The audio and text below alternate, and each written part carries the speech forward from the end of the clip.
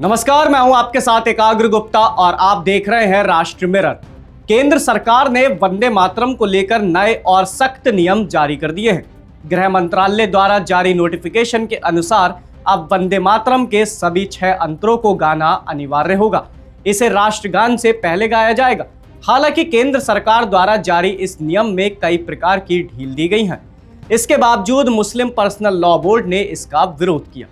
साथ ही उन्होंने इसे संविधान द्वारा दिए गए धार्मिक स्वतंत्रता का उल्लंघन बताते हुए सुप्रीम कोर्ट का रुख करने की बात कही। मुस्लिम पर्सनल लॉ बोर्ड ने अपने पोस्ट में क्या कहा है, इसे जानना बेहद जरूरी है। बोर्ड ने कहा कि वंदे मातरम हमारे धर्म के खिलाफ है, क्योंकि इस गीत में दुर्गा और अन्य देवी देवताओं की वंदना की गई है, जो इस्लामिक आस्था से मेल नहीं खाता। ये हमारे धर्म के खिलाफ है। इसकी 6 खंड गाने की अनिवार्यता की भी हमारे धर्म में खिलाफत है। इस नोटिफिकेशन को उन्होंने बताया असंवैधानिक और इस्लाम के खिलाफ। उन्होंने कहा कि सिर्फ अल्लाह की इबादत मंजूर है। अगर फैसला नहीं बदला गया तो हम सुप्रीम कोर्ट जाएंगे। केंद्र सरकार के नए नियम के अनुसार वंदे मातरम के सभी 6 अंतरों को अनिवार्य कर दिया गया है। सरकार ने स्पष्ट किया है कि अब केवल पहले 2 अंतरों, जो धर्मनिरपेक्ष माने जाते थे, वो नहीं, बल्कि बंकिम चंद्र चटर्जी द्वारा लिखित वंदे मातरम के सभी 6 अंतरों को गाना अनिवार्य होगा।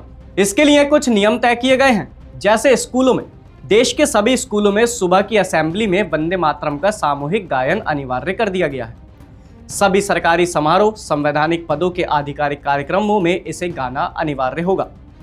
नए प्रोटोकॉल के मुताबिक जिन कार्यक्रमों में राष्ट्रगान और राष्ट्रीय गीत दोनों गाए जाने हैं, वहां वंदे मातरम पहले गाया जाएगा और उसके बाद राष्ट्रगान होगा। जब भी वंदे मातरम गाया या बजाया जाएगा, वहां मौजूद सभी लोगों को खड़ा होना अनिवार्य है। हालांकि सिनेमा हॉल या फिल्मों के दौरान ये छूट रहेगी।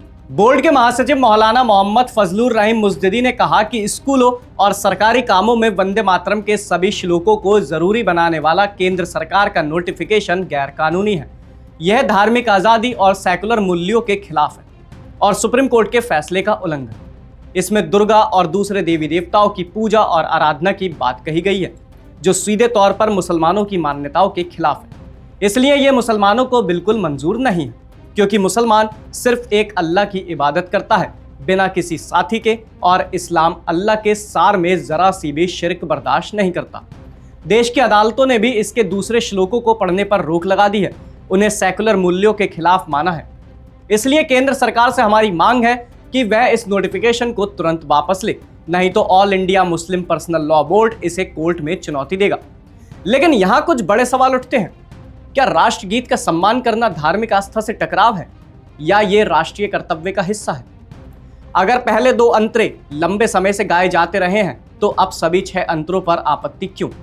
क्या किसी सांस्कृतिक ऐतिहासिक रचना को पूरी तरह धार्मिक चश्मे से देखना उचित है? भारत एक धर्मनिरपेक्ष देश है, जहां संविधान हर नागरिक को धार्मिक स्वतंत्रता देता है, लेकिन साथ ही राष्ट्रीय प्रतीकों के सम्मान की भी अपेक्षा करता है। ऐसे में बहस का केंद्र यह होना चाहिए कि राष्ट्रीय एकता और व्यक्तिगत आस्था के बीच संतुलन कैसे बनाया जाए। सवाल सिर्फ वंदे मातरम का नहीं है, सवाल यह है कि क्या हर सांस्कृतिक प्रतीक को धार्मिक विवाद में बदल देना देश हित में है? अब देखना यह होगा कि सरकार अपने रुख पर कायम रहती है, या ये मामला सुप्रीम कोर्ट की दहलीज तक पहुंचता है। आपकी इस खबर पर क्या राय है? कमेंट सेक्शन में अपनी राय जरूर बताइए। और अगर आप चाहते हैं कि ऐसे मुद्दों पर बिना डर, बिना शोर, सीधा सवाल पूछा जाए, तो राष्ट्र मिरर को सब्सक्राइब करना ना भूलें।